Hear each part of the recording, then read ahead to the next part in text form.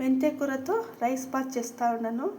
మెంతి కూర, టమాటాలు, పచ్చిమిర్చి, అల్లం వెల్లుల్లి పేస్ట్, తర్వాత ఉల్లిపాయలు అంతా కట్ చేసి ఉంచుకున్నాను.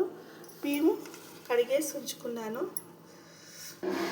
ఇప్పుడు పాన్లో నూనె పోసుకొని నూనె వేడెక్కాక చెక్క, లవంగం అంతా వేసుకుంటున్నాను.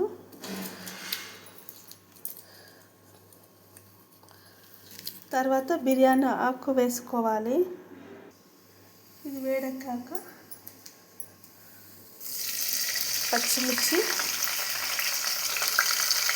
పచ్చిమిరపకాయలు వేగిన తర్వాత ఉల్లిపాయలు వేసుకొని వేయించుకోవాలి. ఉల్లిపాయలు వేగిన తర్వాత ఈ మెంతి కూర వేసుకొని వేగించుకోవాలి. నూనెలో బాగా ఫ్రై చేసుకోవాలి. ఇప్పుడు దీంట్లో కాస్త పసుపు వేసుకోవాలి.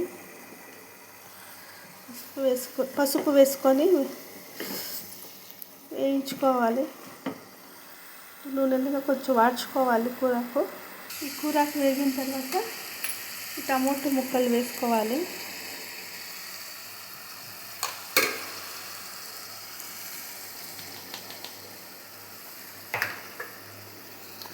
టమాటా ముక్కలు కాస్త వేగాలి. ఇప్పుడు అల్లం వెల్లుల్లి పేస్ట్, దంచుకున్న అల్లం వెల్లుల్లి వేసుకొని వేయించుకోవాలి.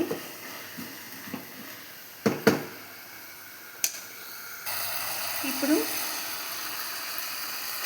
బియ్యం